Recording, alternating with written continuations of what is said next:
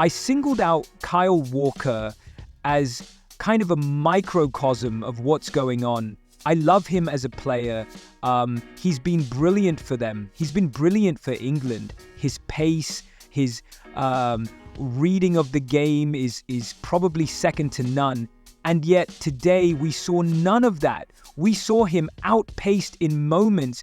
We saw him kind of lackadaisically getting back in on the shoulder of his centre-back, which is what he does perfectly. There's a little bug within that dressing room right now because often things aren't quite clicking.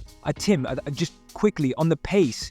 If you don't have pace just today, is it a blip? Or if the pace is gone, it's gone? No, I mean, I think for him, there were moments that this was a decision-making type of thing. There were moments that he's usually head back, sprinting, arms pumping, and he just didn't see a lot of that. And so I think it's more a mentality thing. Definitely a crisis now, Rob. Absolutely.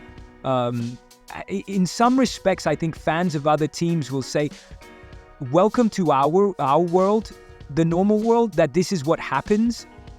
It's really interesting. Tim talks about Kyle Walker and the team. I thought body language was really poor today from City. The reaction to being 1-2 down, 2-9-2 down, 3-9-2 down, and then 4. I think the last 7 Premier League losses for Manchester City, Rodri hasn't played. We saw him with the Ballon d'Or today. It isn't just what Rodri does with his physicality and his defending. It's his ability vocally to get people on side, to get them up for the game, to get them mentally where they need to be. Manchester City mentally were in a good place today, and Spurs ran all over them. Surely in January they have to try and find a Rodri replacement, but they just don't exist, do they? Rodri replacements. He's the best player in the world, and that is official.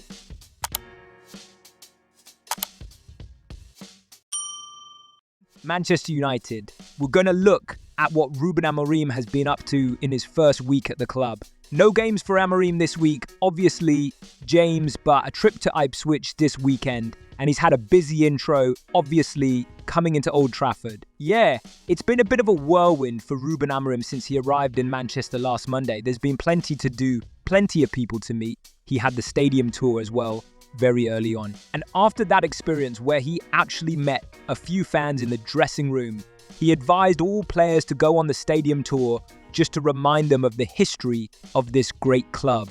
A great club which hasn't had a huge amount of success since Sir Alex Ferguson departed in 2013. So with players on international duty, he took the chance to meet everybody who wasn't on international duty. But in terms of this week, I think he was boosted by the fact that Bruno Fernandes came back early from Portugal's international camp, which meant he got extra time with him. You'd like to think that that combination will be absolutely crucial for Manchester United in terms of success over the course of the first few weeks, at least. And we expect United will play 3 at the back. And I think in terms of this week, it's been implementing that style of play, putting across his ideas to the players so they understand exactly what was expected from Rúben Amorim's team.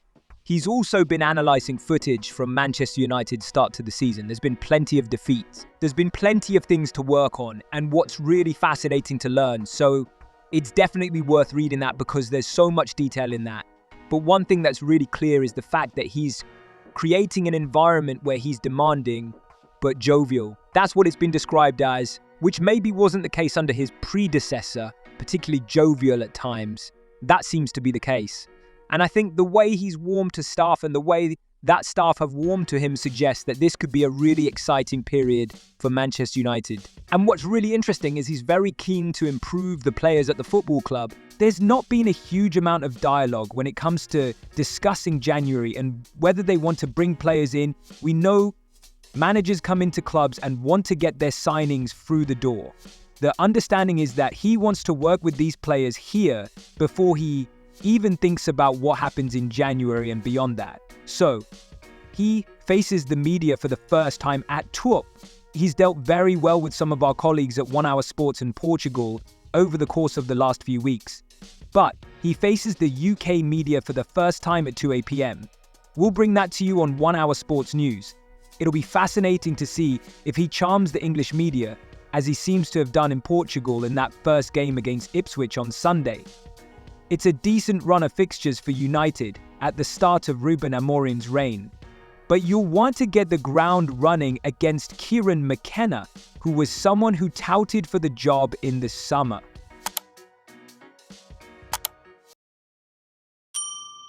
Continue to look ahead to the weekend's Premier League games now. A first sight of Ruben Amorim.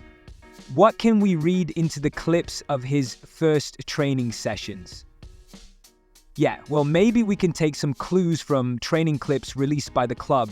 It's important to remember that he did not have his full team available due to internationals, limited numbers, not a full 11, also just one training drill out of many.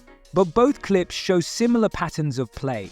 Building up from defense, getting it wide, then into the box. We still won't fully know until we see his team on Sunday.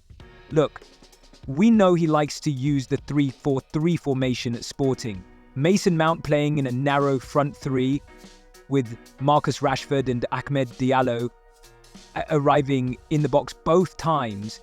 Is that point to attack and roll maybe for Mount? Will we see a front three? Maynor Man Casemiro's sitting deeper in midfield, assisting with two deeper midfielders perhaps. Wingbacks bombing on from deep. Anthony Hughes is just one of them, or just making up the numbers. Could we see an attacking player at wingback as Jamie Carragher suggested on MNF a few weeks ago? But it seems fullbacks are expected to get forward. Well, nicely done. You've been sat around doing nothing for 40 minutes, so you may as well get involved now. Ipswich first up. I'm sure bored by that brilliant win at Spurs just before the international break. How does the early fixture list look for Ruben Amorim? Let's have a look at the fixtures then for Rúben Amorim. Let's have a look. Oh, here we are. Let's look at the big screen. Now look, it's a lot to take in, Manchester United fans and non-Manchester United fans. But the first few games, you would think he would be pretty happy with that. I mean, Ipswich is going to be a tough game. They got their win against Spurs the other week. Then it's the Europa League. Then the Everton game. I like the look of that one on December the 4th. Arsenal away. December the 19th, Tottenham is the League Cup quarter-final. Early chance for a bit of silverware for Ruben Amorim. He will spend Boxing Day in Wolverhampton, and look at that, on January the 5th, his first taste of that rivalry between Liverpool. Away, January the 5th. Will Arne Slot and his Liverpool side be top of the league by then? We'll wait and see, but Manchester United fans, write them down. They are your fixtures. For him. He's a terrific lad. He's got a great attitude, loves the game. He's had an unbelievable year, and I'm delighted to see him make that next step. Hopefully that's something he could continue doing. He's improved a lot, hasn't he, over the last year? Did you think he would improve as quickly as he has? I don't think we could have envisaged happening so quickly. I think the reason we brought him here was because we felt he had huge talent and potential, really. You could see it straight away, seeing him close up in training and what he was capable of doing. Consistency was something any younger player is trying to help them with. He took the big step in January and he's not looked back. He keeps getting better and better. He deserves it. He does a lot of good things and he does it in the right way. I can't have you here as a Manchester United legend without asking you about the changes in the club over the last couple of weeks. New manager, taking charge at the weekend in the shape of Ruben Amorim. What have you made of what's going on there and the challenge he has? It's obviously a big challenge. Incredible football club, huge and big expectation. It's where you want to be in terms of testing yourself against the best. You know, he's there and I hope he does well. I'm obviously a supporter and my family are. We love the club as well. I really hope it works out. There's good players there, good people in the club. Hopefully he goes there and settles in really quickly.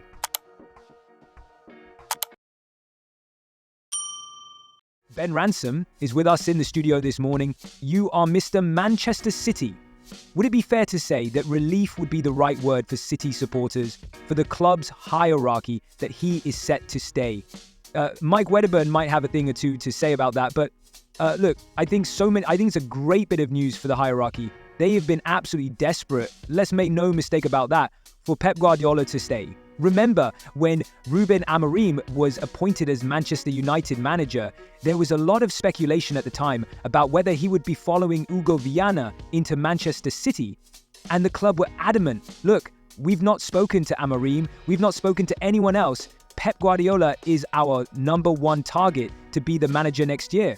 The fact that they've been able to convince him that the challenge is one that he wants to continue with, to carry on with, it's really important for that stability, because Txiki Begiristain, a longtime mentor, friend, played together at Barcelona, part of that hierarchy there when he was moving into management, that built the club in many ways for Pep to come in as the manager and take over and have this era of success.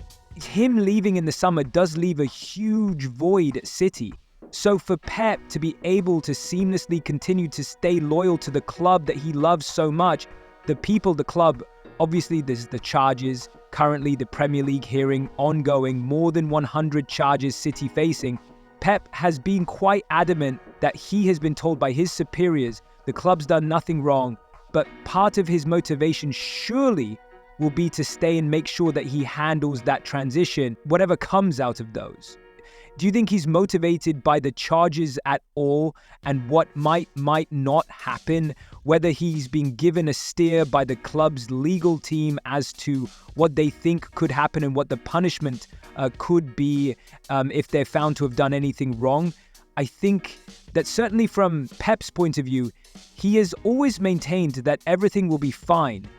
They've not done any wrongdoing in the sense that they're going to get a huge punishment or anything that's going to denigrate from what he's achieved on the pitch. And for Pep, let's not forget his focus has been on that pitch. What he's done in the time he's been there, the fact they've won 6 of the last 7 Premier League titles, the fact they've broken so many records. I mean, they've been absolutely remarkable. And some of the records on the wall there are just ridiculous. These are just Premier League records. Most points in a season. That 2017-18 season, 100 points. No one's ever come close to that. What he's created on the pitch has been absolutely amazing to watch unfold. And from Pep's point of view, I think he is very confident that the club will be in a strong position next summer. He's very confident that he is putting his faith in the right people. And I think the pull to take him back to Barcelona, Catalonia, his family, the pull to end his love affair with Manchester City has not been as strong as his hunger and appetite and motivation to go again. Well, that's the key word then, I guess, motivation. You mentioned everything, those credentials behind us. What is it that you think does motivate him? I guess for Pep, it's about winning more trophies. It's always has been. He knows he's judged on that. He talks about, the records are one thing. I have asked him many times at different points in his career about plenty of these different records. I've asked him about what it means to him. And while he loves the accolades, he is all about just working with his players. He loves being in the dressing room with them. He loves coming up with game plans to try and take the team to another level, to win these trophies. Obviously winning the Champions League to treble was remarkable, wasn't it? That was the one outstanding thing on his CV at City. To do that in the way they did was quite magnificent. And I think the motivation of the hunger will come from the fact they're in a bad place in a row. It's the first time as a manager he's ever suffered 4 consecutive defeats. He will be desperate to turn around to all the naysayers, avenge those defeats, City to kick on and show him again that ruthless side that they bring, particularly once we get past Christmas and into the new year. You mentioned the run of form that they're on. Do you think, come the summer, whether he turns it round or not in terms of trophies, that there is quite a bit of a rebuilding job to do for him? It certainly feels that way. I think this summer, club and Pep were always adamant that they were not going to be rushing into the transfer market when the team was so successful, when they had a lot of the building blocks in place. A lot of the speculation was whether they would move in the summer for a backup to Rodri, for example. because he's the one player that you'd feel take out that team, they're weaker. Well, they couldn't have predicted the injury, of course. But you look at that midfield now and you think they're probably a little bit light. And then you look at the players coming to the end of their contracts. And in the summer, there are some big names potentially leaving. Kevin De Bruyne, man who has been integral to what Pep has achieved across all of the teams he's built. He was the only player that was there before Pep took over, essentially that's been through this whole journey with him. And he has been struggling with injury. He's out of contract. How do you replace De Bruyne? I mean, that's a huge question. Ilkay Gundogan has come back for a second spell. Yes, it's not been quite as successful as the first, but obviously an important player, and Scott Carson. But then fast forward to 2026.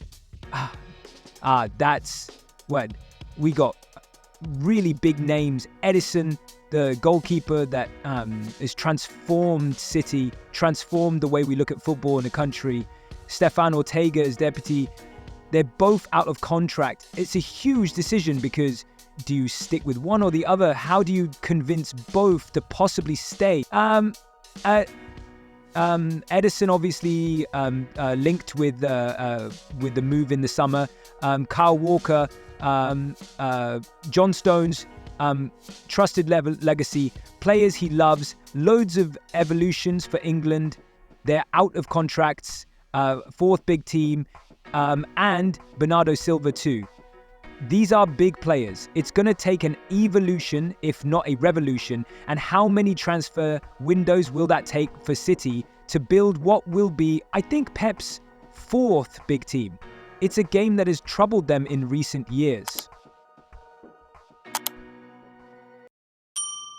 Let's move on to Ruben Amorim then, who is increasingly getting his feet under the table at Old Trafford. David, do you want to go first on that headline? No war chest for Amorim. That is what most bosses tell most new managers, especially going into January. Does he need a war chest urgently in January? I don't think so. It's never been a massive window for Manchester United or many Premier League clubs to spend. They normally focus on the summer. Manchester United have signed over the last few years, on average, about 5 players per summer. And I suspect they'll invest again when it comes to that window. But right now, Manchester United are cutting it fine on financial fair play, profitability and sustainability. So the money just isn't really there. They've made cutbacks across the board, including an ambassadorial role for Sir Alex Ferguson. They're even looking at the allocation of finances that they give to the Disabled Supporters Association. So when it comes to transfer spending, it doesn't surprise me. Manchester United have invested heavily. There are a lot of good players there who they can get improved performances out of. And Ruben Amorim is renowned for improving players. And so he'll try and work with those at his disposal. Maybe they can do a little bit in the market. Maybe some players will have to leave. As I think Jeremy Cross points out, maybe Anthony could be on his way out of the club and that could free up some finances. But I think it will be a low-key January at Old Trafford and Ruben Amorim. I think there's a very good chance he will show through his coaching what he's capable of. And then they'll building time using the markets too. If you were a Manchester United fan, Jason, and I'm assuming you're not going to tell me you're a United fan as well as Scott, would you be laughing all the way towards Chris? Are you super optimistic in that position? You know, I was thinking about this a lot, and I'm going to go up to Manchester for his first press conference. I might come to regret saying this, by the way. I was there when Joseph made his first press conference at Chelsea. There is an air around Amorim of a modern Mourinho. Not necessarily that edgy in the way that Mourinho was, but that air of confidence and ability around him that I think he can carry a club like Manchester United. And they've been looking for somebody fresh like this for a number of years. And obviously they had Amorim on the clutch for a while, but it was why he was on the up. And I think they thought they had that with Ten Hag, but he never quite had the personality to carry a club like Manchester United. I think Amorim is the real deal. I think he will make a very big difference at Manchester United, will be transformative. Whether he can get them to where they want to be this season, I think there could be a bit of consolidation, but I think they are definitely on the right track with this manager. I could regret that, but I feel this is the one. This is the best appointment they've made since obviously Sir Alex Ferguson left.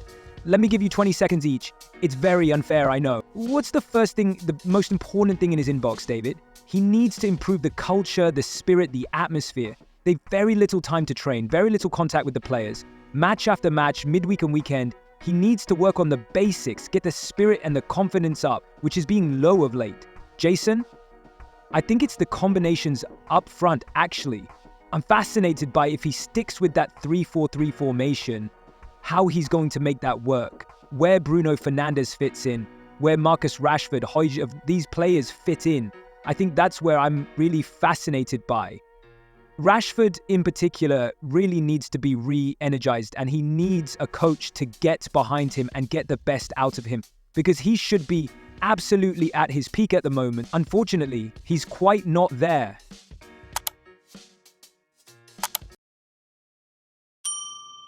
After 2 years knocking the door of getting close to win the title and not make it, obviously you create an expectation that this can be the Arsenal year, but it has not been so easy for them as we have seen, and they lost some important points. But faced also some tough opponents, and I hope they can recover that. Let's see, it's not going to be easy because Liverpool is back. Before, people were thinking so much about City, and of course City is it's a good team and they are going to be there fighting again. But Liverpool is back in good form with a new manager and the players. And they are responding so well on the field, and if Arsenal want to win this year, they need to put even more effort than what they are doing. Of course, there is a lot of good work in the team with Mikel and the players, but now to be champions, you have to give something extra more than you normally do. What is that extra? You're an invincible, you've won the Premier League with Arsenal. What would you say to the players that is that extra to take them to a higher level? Yes, at least sometimes you have all the strategy for the game, the tactics and the techniques, and you have to find it on yourself, how much you want it to win, how much you want to win it, how much you want to win it, how much you are willing to sacrifice, because when you want to win things, you have to sacrifice everybody. Everybody needs to make the sacrifice. Sometimes you play not on your 100%, but you give your 100% from that day, and you have to have the passion for it, the desire to get the points, to push the other guys, and to motivate everyone in the dressing room when you go out to the games, and just give that push that you sometimes miss in certain games, which is so important. You mentioned things that have happened at the club recently. Someone you know very well, Edu, has left his role as sporting director, and a bit of a change at the club. Have you had a chance to speak to him since he's moved on from Arsenal? We exchanged a couple of messages, but I didn't ask him why he made the decision of it. Edu is a very cool guy. I think it was a tough decision for him to leave the club. I wish him the best of luck. He has done a great job for the club, and of course I think the club will miss him, especially at this moment. He made a great partnership with Mikel in order to have a good balance for Arsenal since when they started working together. Honestly, it was a bit of a surprise for me. But listen, sometimes it happens, and I hope that you'll be happy for the next challenge, whichever he decides to do. I know you are still involved with the club. Is it a role that you might like doing one day? Because I know you've got a lot of connections there. I'm still doing some work with the club as ambassador. This is not something I was in the next few years, despite the fact I have done it for Panathinaikos at some stage of my life in the past. But in the last few years, I've been on a different role in football or with Arsenal. I don't know. I have done the preparation for that a few years ago, but I've been invited to a few clubs in Brazil, but I've been decided not to take the step into the position. But that's in the future. I'm not saying right now, but as I'm involved with Arsenal, it's always great to be around somehow, even though as ambassador,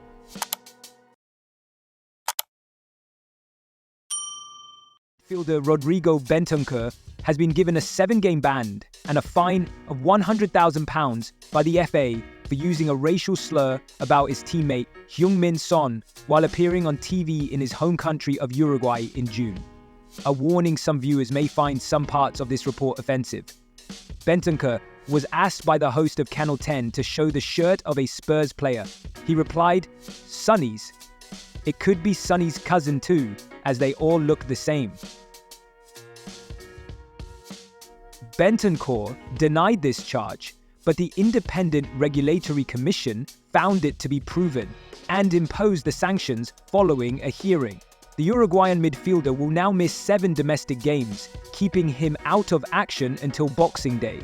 Bentancur's ban does not include Europa League games though, which means he can play in games against Roma and Rangers while he serves the suspension. While Tottenham captain Son was asked about Bentancur's comments in September, and he told us he loves his teammates. I love Rodrigo a bit. I love him. We had a lot of good memories. We started pay together when he joined, and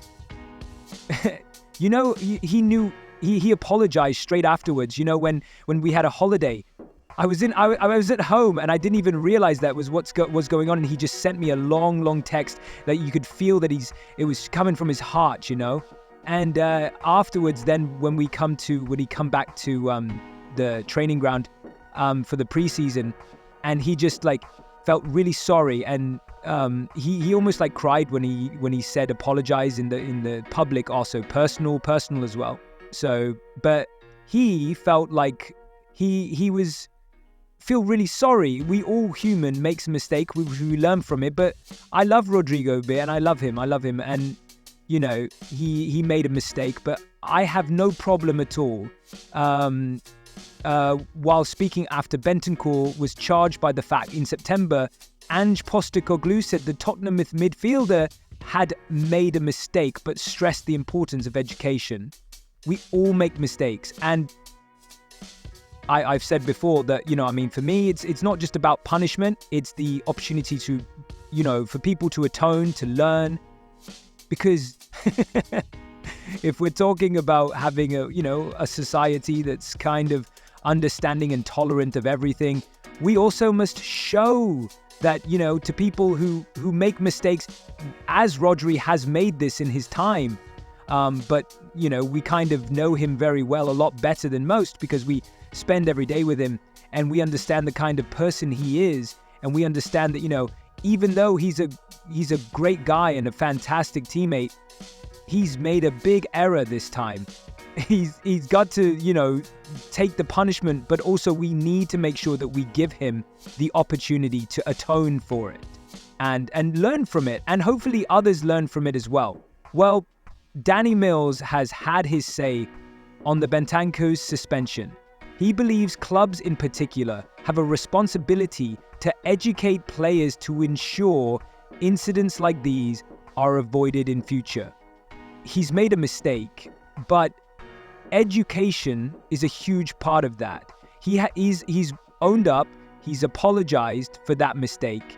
He will take his punishment, but I think it's down to clubs as much as anybody else to remind their players that when they go on international duty, when they go back to perhaps their homelands where the dialect is different, there is a different way of speaking. They use a different terminology in different language. I think it's important for them to be reminded that, they are employed by English football clubs, that everything that they say will be picked up, especially in English. And therefore, they have to be very, very aware of what they say. He's made an unfortunate error.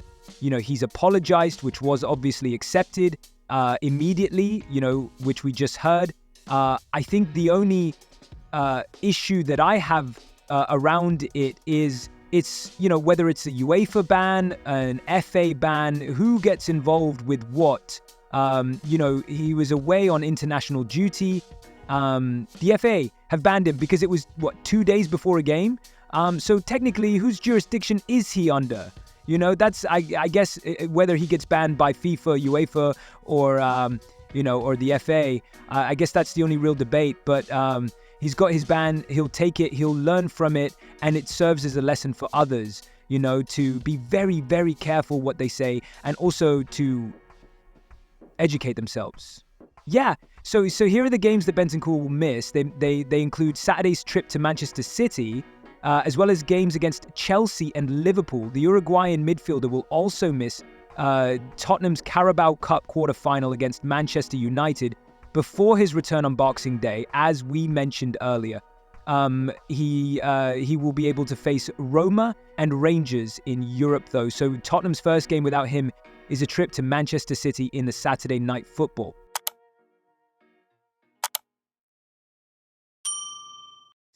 Cristiano Ronaldo, Neymar, and the 25 most expensive signings of the 21st century so far. 1 Hour Sports runs through the most costly deals since the turn of the millennium and judges whether they have been successes or failures. Transfer fees have entered another stratosphere in the 21st century, with inflation pushing sums from high in the tens of millions to 9 figures for the first time in the history of the sport. Football's commercialization and TV rights deals mean that leading clubs have huge financial muscle to flex, and it's projected that fees could reach between £350 million and £650 million by the year 2050. There have been plenty of transfers that have pushed valuations to these new heights, but which have been the most expensive of the 21st century so far? Below, 1 Hour Sports runs through the top 25 and gauges whether they have been a hit or miss. At 25, Harry Maguire of Manchester United, 2019-2020, Man United coughed out £72 million. Manchester United grossly overspent on Harry Maguire back in 2019, and the centre-back has never been able to live up to his price tag in what has been a tumultuous period in the club's history. The England international has had periods of form and popped up in some key moments, but he is widely considered to be something of a liability due to a number of high-profile errors and unimpressive displays. Result? Miss. At 24, Jadon Sancho to Man United for £73 million. Another Manchester United move that went awry. The Red Devils seem to have pulled off a real coup when they saw off competition to land Jadon Sancho from Borussia Dortmund in 2021 for what seemed like a reasonable fee at the time. However, poor form and a monumental falling out with then-manager Erik ten Hag saw Sancho's time at Old Trafford go badly wrong, culminating in him being loaned back to Dortmund before a summer switch to Chelsea in a loan-to-buy deal. Result? Miss. At 8.23 is Romelu Lukaku to Man United for £75 million. The start of this list will make grim reading for Manchester United fans. United broke the bank to sign Belgian striker Romelu Lukaku from Everton for a then record fee, but he flattered to deceive in 2 seasons at Old Trafford, scoring 42 times in 96 appearances. Despite a fast start, Lukaku fell out of favour under Ole Gunnar Solskjaer, and after a deterioration in the relationship, it was deemed best for all parties that he moved on as he joined Inter. Result? Miss. At 22, is Gonzalo Higuain to Juventus for £75.5 million. Juventus have a habit of shelling out when they deem it necessary, and they did just that to snare the prolific Gonzalo Higuain from rivals Napoli in 2016 as they triggered his release clause. The Argentine repaid that investment by plundering 40 Serie A goals in 2 seasons as he held to fire the Bianconeri to 2 Scudetti, though he was unable to end their Champions League hoodoo. Result? Hit. Number 21 is Neymar to Al Hilal for £77.5 million. Paris Saint-Germain's clear-out of their bling-bling superstars saw Neymar dramatically join big-spending Saudi side Al Hilal in 2023. But so far things have not gone according to plan in the Gulf state.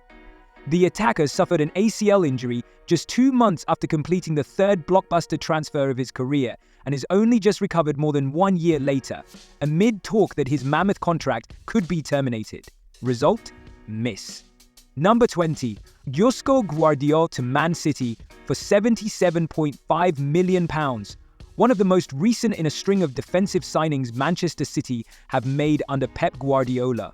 Nominally a centre-back, ex-RB Leipzig man Guardiola has reinvented himself as an attacking fullback. Under the revered Catalan, the Croatian has demonstrated his unlikely finishing ability on numerous occasions and is undoubtedly one of the first names on the team sheet after a little over a season with the club.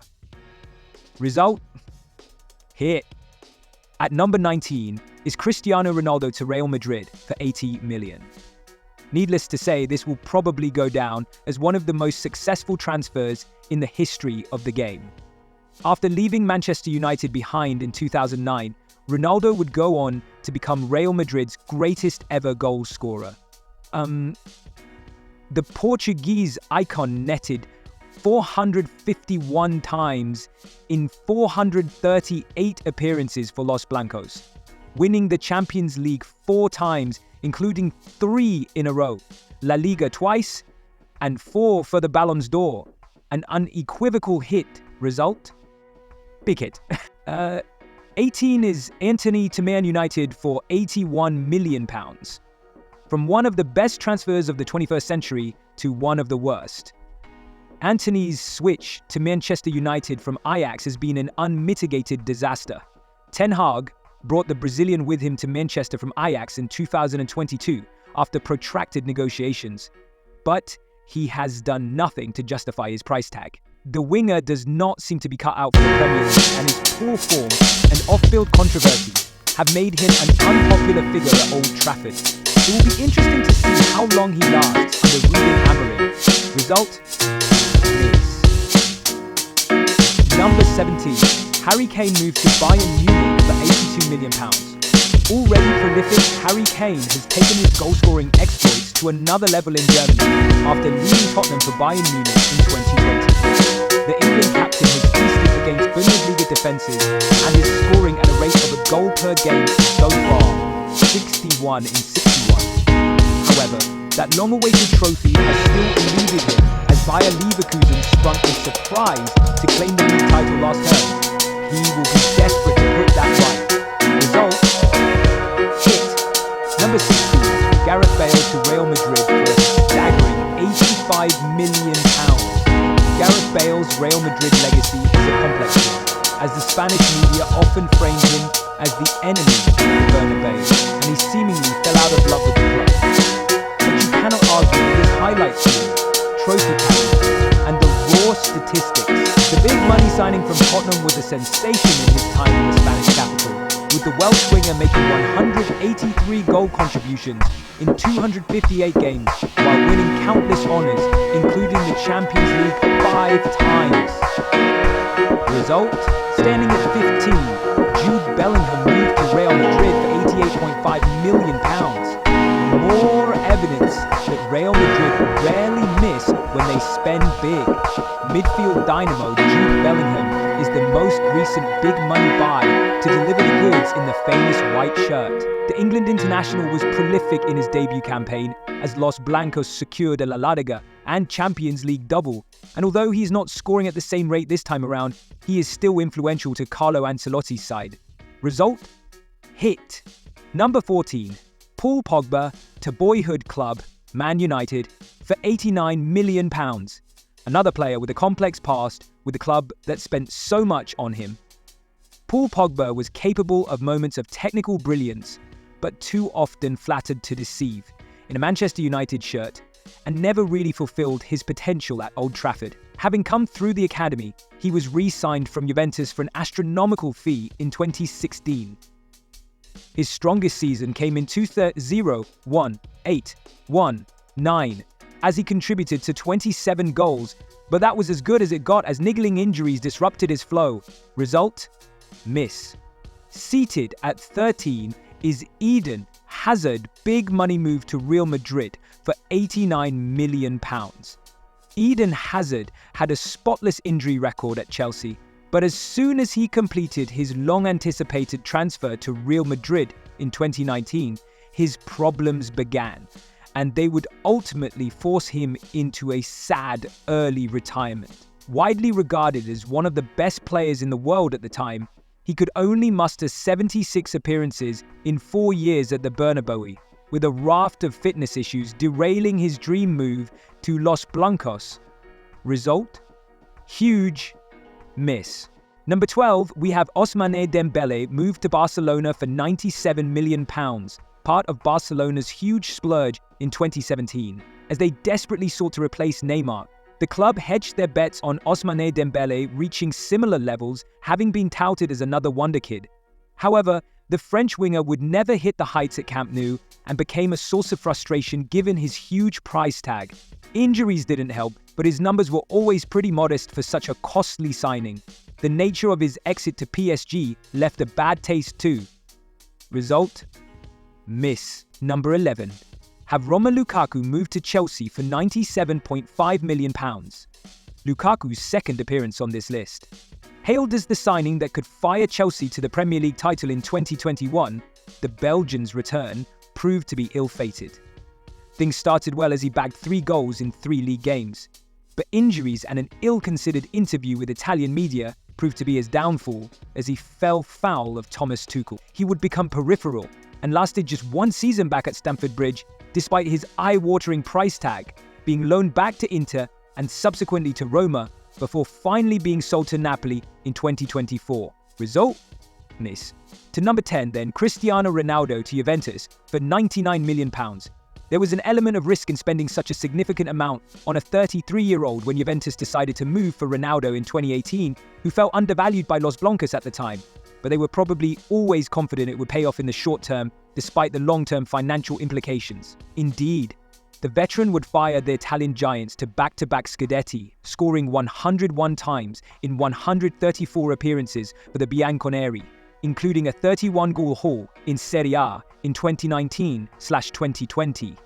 However, Juve failed to claim that elusive Champions League crown. Result?